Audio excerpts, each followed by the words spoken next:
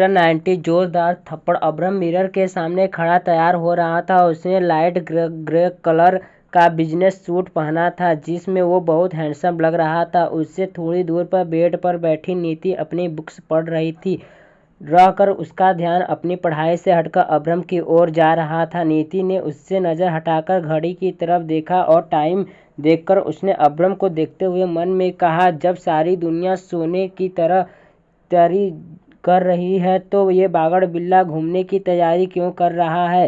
पर ये इतनी रात को कहाँ जा रहा है? उनसे पूछूं क्या? ये बोलकर वो सोचने लगी। फिर अब्राहम को देखते हुए मुंह बनाकर खुद से बोली, हमें नहीं जानना बागड़ बिल्ला कहीं भी जाए, उससे हमें क्या? ये कहकर वो वापस से अपनी बुक्स पढ़ने लगी। पर बार बार उसकी नज़र अब्राहम की ओर रूठ जाती है। वो उसे देखने लगती है। वही अब्राहम की नज़रों से ये छुपा नहीं था। वो मिरर में नीति को खुद को नज़र चुराते हुए देखते हुए साफ साफ देख रहा था। तभी वो अचानक से पीछे मुड़ा तो नीति हड़बड़ा गई। अपनी चोरी पकड़े जाने पर वो जल्दी से नज़र फेर कर इधर उधर देखने लगी। अब्राहम चलकर उसके पास गया और उसके सामने जाकर दोनों हाथ पेट की जेब में डालकर उसने नीति को बिना भाव के देखते हुए कहा, ये क्या कर रही हो तुम टटल? तुझे मुझे घूर क्यों रही हो? अगर तुम्हारे घूरने से मुझे नज़र लग गई तो? ये सुनते ही नीति सदमे में चली गई और हैरानी से मुंह खोले उसे देखने लगी। फिर उसे देखते हुए मुंह में बड़बड़ाई, बागड़ बिल्ला खुद को समझता क्या है? उनका दिमाग क्या घुटनों में चला गया है? और ये क्या छोटे बच्चों की तरह जिन्हें नज़र लगेगी? और उन्हें न ये क्या सोच कर कहा कि हम इन्हें नज़र लगाएंगे? इन्हें नज़र लगने से अच्छा है कि हम किसी कुत्ते को नज़र लगा दें।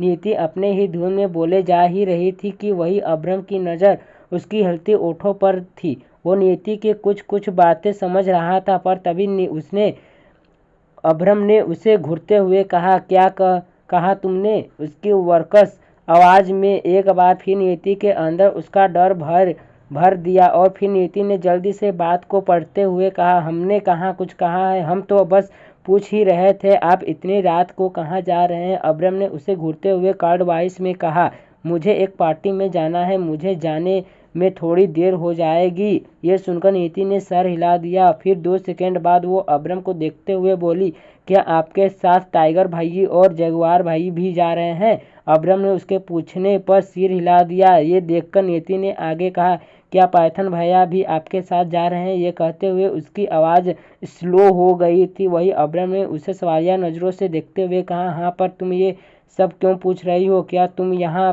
से भागने की सोच रही हो क्या? नीति जल्दी से बोली, हम क्यों भागेंगे, हम तो बस पूछ रहे थे, जब आप सब यहाँ नहीं रहोगे तो यहाँ पर हमारे साथ कौन रहेगा? नीति का ये सवाल अब्राहम के होठों पर हंसी ले आया था। जाने क्या सोचकर उसकी मुस्कान और गहरी हो गई। वही नीति उसके होठों को हंसी देखकर चिढ़ गई। जब नीति ने मुंह घुमा लिया तो अब्राहम ने उसे देखते हुए कहा, टटल तुम मत डरो, मैं तुम्हारी कंपनी के लिए तुम्हारे साथ ब्लैकी को छोड़कर जा रहा हूँ, उसके साथ तुम खुश रहना। जहाँ ये बोलते ही अब्राहम के चेहरे पर सेटिस्फेक्शन था, जो कि वही उसकी बात सुनकर नीति के होश उड़ गए थे। उसने जल्दी से ना में सिर हिलाते हुए कहा, इससे अच्छा तो आप हमें फांसी पर चढ़ा दे, पर हमें उसके साथ अकेले मत छोड़े। अब्राहम को उसकी बात इंटरटेन कर रही थी। वो नीति की बात पर मुस्कुरा रहा था कि तभी नीति ने उससे रिक्वेस्ट करते हुए कहा, प्लीज़ आप जहाँ भी जा रहे हैं हमें भी अपने साथ ले जाइए। हम प्रॉमिस करते हैं कोई शैतानी नहीं करेंगे, भागने की कोशिश भी नहीं करेंगे, हम एक कोने में खड़े रहेंगे, प्लीज़ हमें अपने साथ ले जाइए। अगर आपको नींद आएगी तो हम गाड़ी में आपको सुला भी देंगे। ये सुनकर अब्राहम का सिर चकराने लगा था। उसने खींचते हुए मन में कहा, ओ गॉड टटल, तुम और कितनी बार तुम मुझे सोने का ताना मारती रहोगी? खुद से बात कर अब्राहम ने उसकी बाह पकड़ ली। नीति उसकी आंखों में देखने लगी तो अब्राहम ने उसे डराते हुए कहा, अगर नेक्स्ट टाइम से तुम्हारी किसी भी बात में सोने शब्द का जिक्र हुआ तो मैं तुम्हें सजा दूंगा। नीति ने जल्दी से हाँ में सर हिला दिया। वही अब्राहम ने उसे छोड़ते हुए कहा, तुम्हारे पास 10 मिनट है, रेडी होकर जल्दी बाहर आओ, नहीं तो यहाँ ब्लैकी के साथ अकेले रहना। ये बोलकर अब्राहम चला गया। उसके जाते ही नीति डरते हुए खुद से बोली, है भगवान, ब्लैकी के साथ हम वो भी अकेले कभी नहीं रहेंगे। ये बोलते हुए वो चेंज करने को क्लोजेट रूम में की तरफ चली गई। अब्रम ने जो उसे टाइम दिया था उस टाइम के पूरा होने से पहले ही नीति रेडी होकर उसके सामने खड़ी हो गई।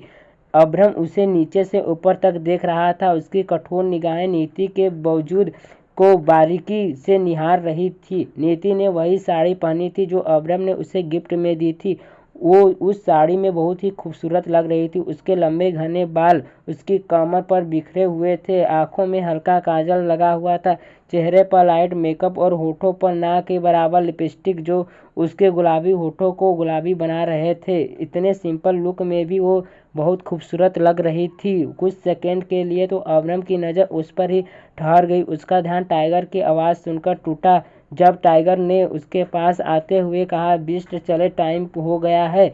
अब्रम ने सिर हिलाया और उठकर खड़ा हो गया। फिर 2 कदम चलकर वो नीति के पास आया और उसे वार्निंग देते हुए कहा। उसने कहा, मैं तुम्हें अपने साथ ले जा रहा हूँ, पर मेक श्योर कोई मिस्टेक ना हो, वरना जानती हो ना क्या होगा। नीति ने सिर हिलाते हुए कहा, सजा मिलेगी। उसकी आवाज़ और उसकी अंदाज दोनों ही मासूमियत से भरा हुआ था, साथ ही थोड़ा फनी भी था। उसे जिसे देखकर वो खुद को स्माइल करने से रोक ही नहीं पाया। उसने अपनी मुस्कुराहट को बहुत ही अच्छे से छुपा लिया। जब दोनों बाहर से आए तो जगुआर और टाइगर दोनों ही अब्रम और नीति के लिए कार का डोर ओपन कर दिया। दोनों के बैठते ही पाइथन ड्राइवर करने लगा।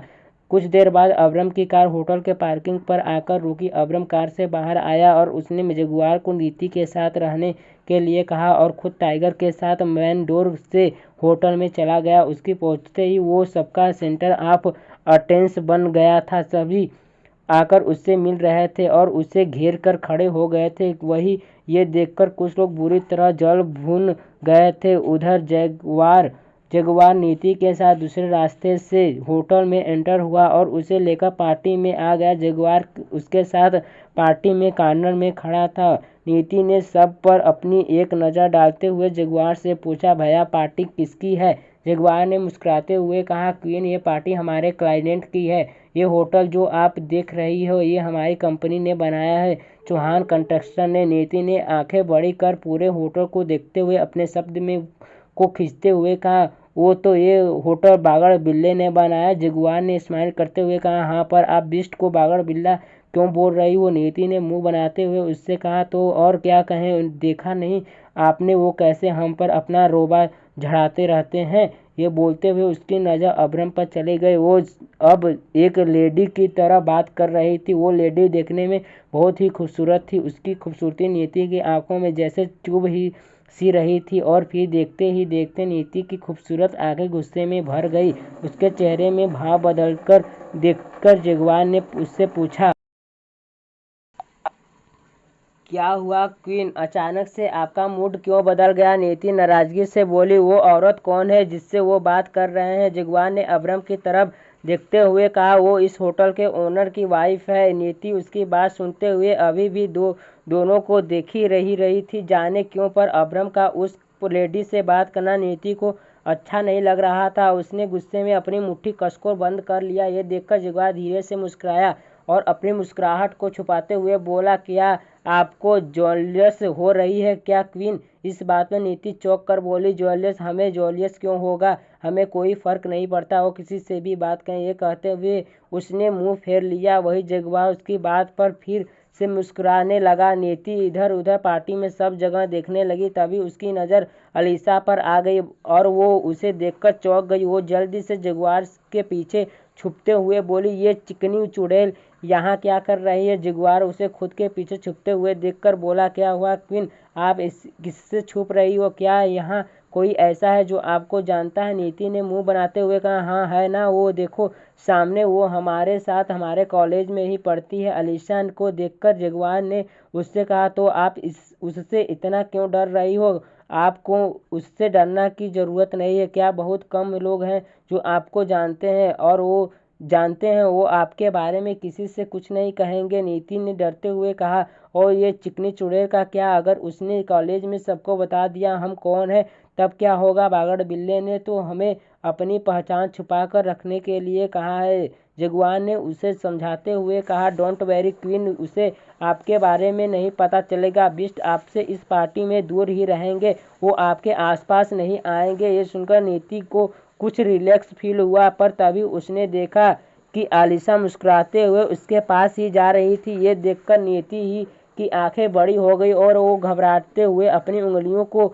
मसलने लगी। आलिशा ने उसके सामने खड़े होते हुए कहा, है तुम यहाँ क्या कर रही हो? तुम जानती हो भी यहाँ कैसे लोग आए हैं। तुम इस पार्टी के स्टेटस को मैच नहीं करती हो तो बेहतर होगा अपनी इंसल्ट होने से पहले तुम खुद यहाँ से चले जाओ। नीति को उसकी बात सुनकर गुस्सा आ गया। वही जगुआर भी उसे गुस्से में घूरने लगा। उसके हाथ पर अब्रम के आर्डर से बंधे थे, वरना उसकी क्वीन की बेइज्जती करने वालों को तो मुंह तोड़ देता। वहीं आलिशा ने नीति को नीचे से ऊपर तक देखते हुए आगे कहा, हमारे कपड़े तो तुम्हारे ब्रांडेड हैं, तुम कौन हो? ये बोलते हुए वो नीति के चेहरे को देखने लगी। वही नीति उसे घबराई नज़रों से देख रही थी। उसके पास आलिशा के सवालों का जवाब था, पर वो चाहकर भी उसे अपने असली पहचान नहीं बता सकती थी, इसलिए नीति ने चुपचाप रहना ही ठीक समझ लिया।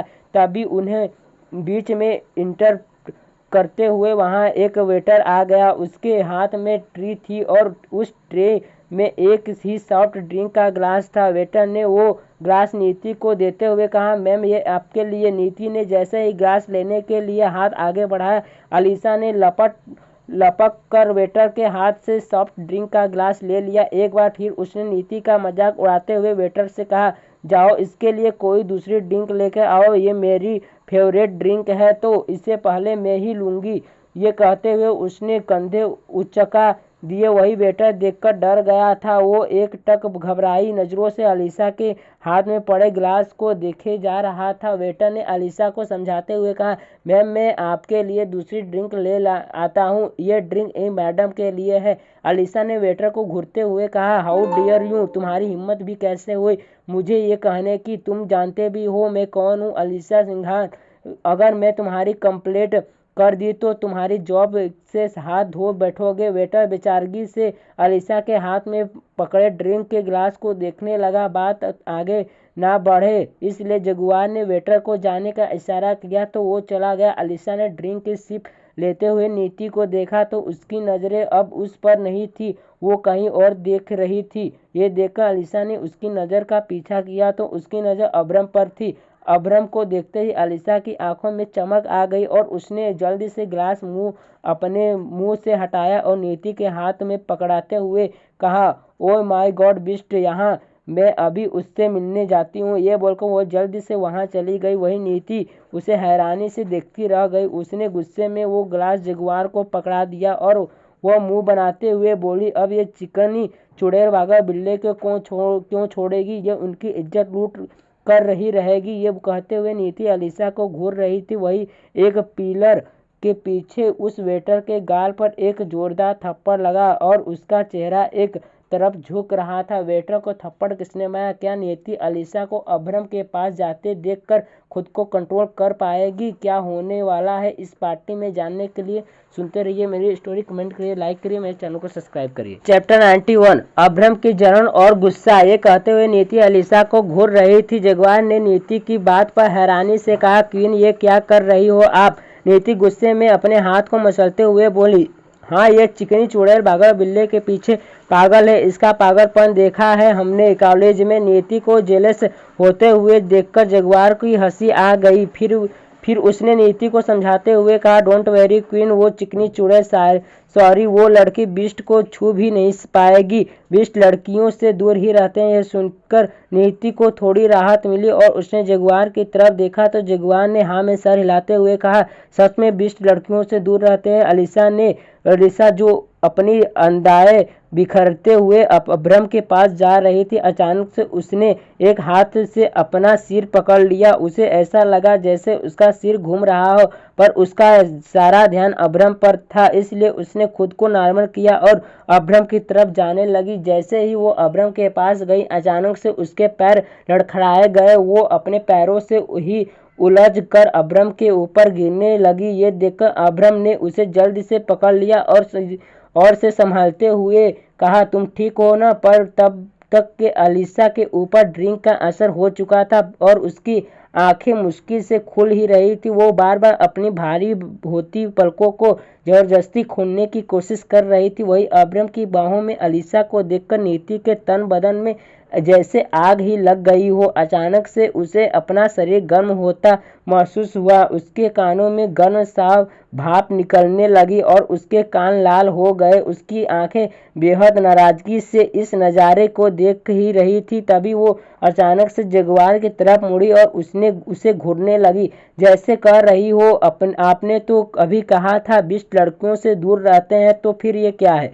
क्यों? उन्होंने एक लड़की को अपनी बाहों में थामा हुआ है। अब्रम की बाहों में अलीसा को देखकर झटका तो जगुआर को भी लगा था। उसे समझ ही नहीं आ रहा था वो अब नीति के सवालियों नज़रों को का जवाब देगा, इसलिए उसने जल्दी से अपनी नज़रें चुरा ली। नीति वापस से अब्रम को देखने लगी। वही अब्रम ने अलीसा के खड़े होने से में उसकी हेल्प की और उसे देखते हुए बोला, तुम कौन हो और इतना ड्रिंक करके इधर उधर क्यों घूम रही हो? अलीसा अपनी बोझल आंखों से उसे देखते हुए मुस्कुरा कर बोली, beast you are so hot, I love you beast, I love you so much.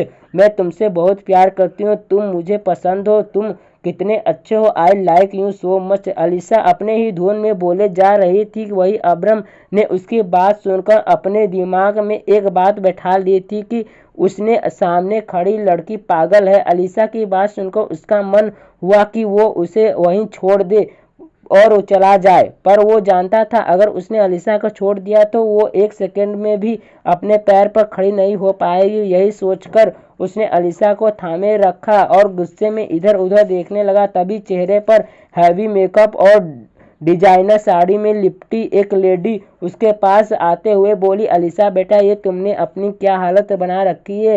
ये कहते हुए उसने औरत ने अलीसा को पकड़ा तो अब्रम ने जल्दी से अपने हाथ पीछे खींच लिए। अलीसा की मॉम ने उसे संभालते हुए अब्रम से कहा, थैंक यू बिस्ट, तुमने मेरी बेटी को इसके आगे एक शब्द नहीं बोल पाई। उसकी पूरी बात सुने बिना ही बिस्ट वहां से चला गया। अलीसा नशे की हालत में अपनी मॉम से लपेटते हुए I love you beast, I love you so much, ये कहते हुए उसने अपनी मॉम के गाल पर एक किस कर लिया। अलीसा की मॉम ने एक नज़र पार्टी में दौड़ाई और फिर होकर उसने अलीसा को अपने साथ ले जाते हुए कहा, बेवकूफ़ लड़की, यहाँ मैं तुझे किस लिए लेकर आई थी और तू क्या करके बैठ गई? वहीं एक पिलर के पीछे उस वेटर के गाल पर एक जोरदार थप्पड़ लगा और उसका चेहरा एक तरफ झुक गया। वेटर के सामने खड़ी माया गुस्से में उसे खा जाने वाली नज़रों से देख रही थी। उसने वेटर को उंगली दिखाती हुई दबी दबी आवाज़ में कहा,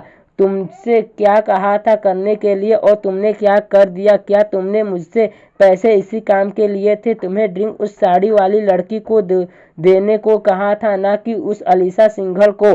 वेटर अपने गाल पर हाथ रखे हुए सफाई देते हुए उसने बोला, मैंने तो ड्रिंक उस साड़ी वाली लड़की को ही दे ही रहा था, पर पता नहीं कहां से वो दूसरी लड़की बीच में आ गई और उसने जबरदस्त मेरे हाथ से ड्रिंक ले ली। मैं कुछ कर पाता उससे पहले ही उस लड़की ने ड्रिंक पी ली। वेटर रुआसी आवाज में बोल रहा था कि वही माया को उस पर बहुत ही गुस्सा आ रहा था। उसने गुस्से में वेटर को घूरते हुए कहा, तुम रहने दो, तुमसे एक काम भी नहीं हो पाएगा, अब जो करना है मैं खुद करूंगी। ये कहकर उसने वेटर को जाने का इशारा किया तो वेटर वहां से चला गया।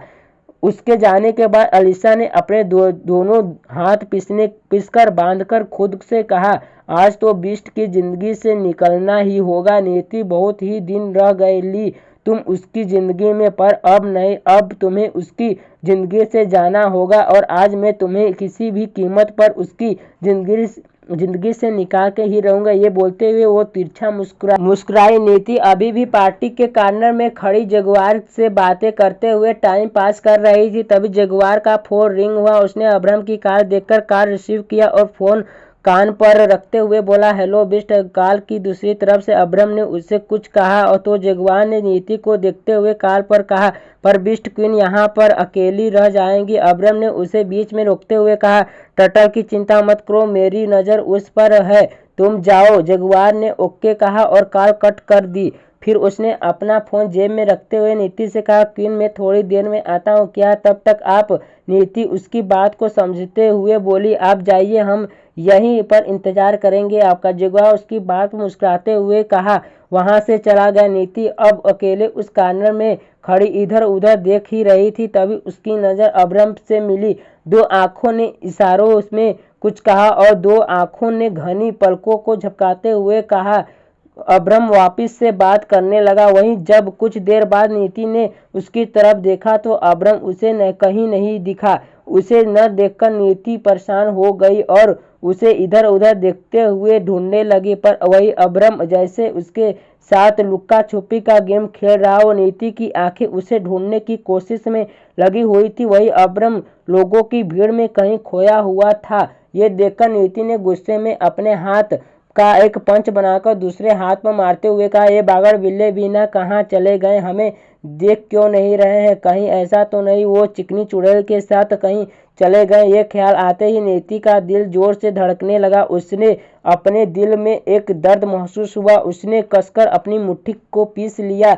अब्रम को ढूंढने की कोशिश में वो कदम चलकर आगे आ गई और इधर उधर देखते हुए अब्रम को ढूंढने लगी। तभी अचानक से उसके सामने एक आदमी आ गया। उसे देखकर नीति डरकर एक कदम पीछे हट गई। उस आदमी ने नीति को ड्रिंक ऑफर करते हुए कहा, है baby attitude, this is for me.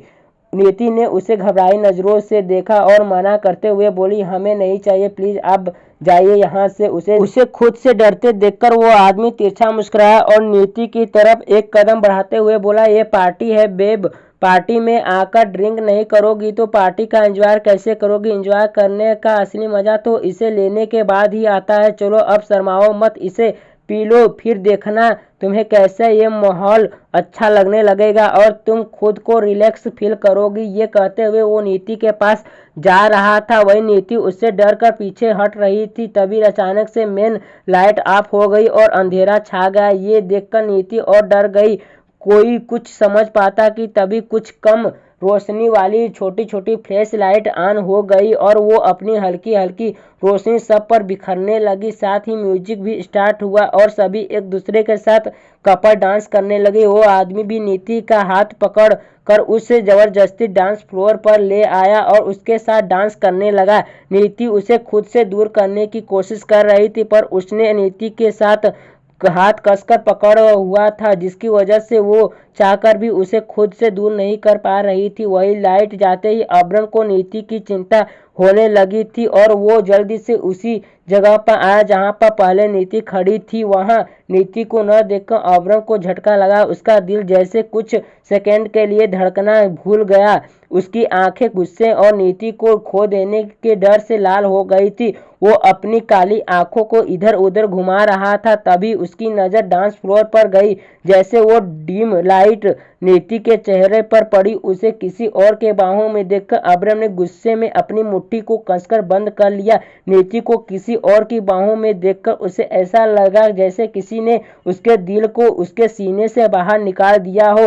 Abraham बिना एक सेकेंड की देरी करते हुए तेजी से नीति और उस आदमी के पास गया और फिर अब्रम ने उस आदमी को कॉलर से पकड़ नीति से अलग किया और उसके मुंह पर एक जोरदार पंच मारा। उस आदमी का चेहरा एक तरफ झुक गया और वो आदमी खुद को संभाल पाता उससे पहले ही अब्रम ने बिना किसी परवाह किए उसके मुंह पर 2-3 पंच और मारे। फिर सिर को एक पिलर से मारते हुए अब्रम ने उस आदमी को छोड़ दिया तो वो आदमी निढाल होकर वहीं गिर गया। अंधेरा और लाउड म्यूजिक होने की वजह से किसी को कुछ पता नहीं चला। नीति अभी भी डरी सहमी खड़ी थी। अब्रम ने गहरी सांस लेते हुए नीति को देखा तो वो जल्दी से उसके गले जाकर लग गई। उसने अब्रम को बहुत ही कसकर गले लगाया हुआ था और उसके सीने से में अपना चेहरा छुपाए रोते हुए बोली, आप हमें छोड़कर कहाँ चले गए थे? वो गंदा आदमी जबरदस्ती हमारे साथ पकड़कर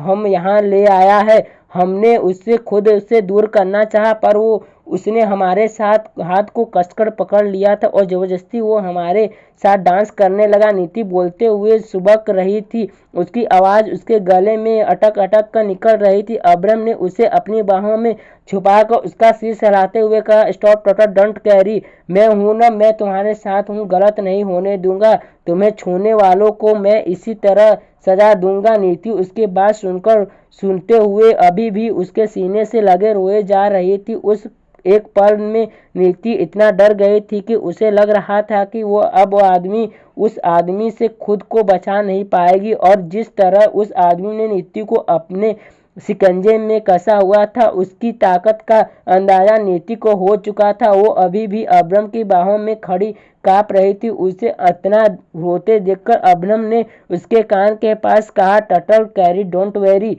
उसके बार बार मना करने पर नीति रोए जा रही थी। ये देखकर अब्राम ने उसका ध्यान बटाने के लिए उसे धीरे धीरे से खुद को अलग किया और उसके माथे को चूमकर उसने नीति की भीगी आंखों में देखते हुए उसके दोनों हाथ अपने कंधे पर रख लिया और अपने हाथ नीति की कमर पर रखकर उसके साथ डांस करने लगा। तभी बैकग्राउंड में म्यूजिक चेंज हुआ और एक लविंग सॉन्ग बजने लगा। वो सॉन्ग नीति और अब्राम की सिचुएशन पर एक कदम फिट बैठ रहा था। गाने के बोल ऐसे थे मानो अब्राम के एहसासों को शब्द मिल गए हो, उसकी खामोशी को आवाज मिल गई हो, जैसे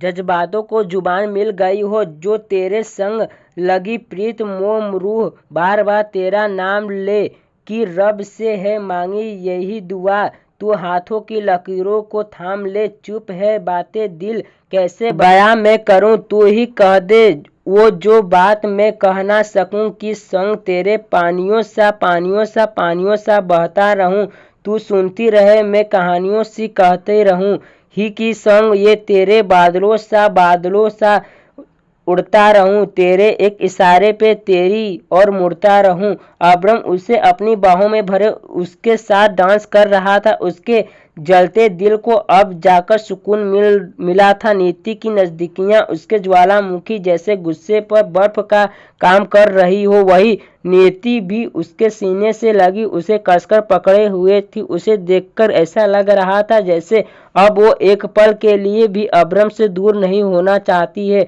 आधी जमीन आधा आसमां, आधा मंजिलें आधा रास्ता, इश्क तेरे आने से मुकम्मल हुआ सब ये, बिना तेरे जाने की बेवजह था, तेरा दिल बनकर मैं साथ तेरे धड़कूं, खुद को तुझसे अब दूर ना करूं।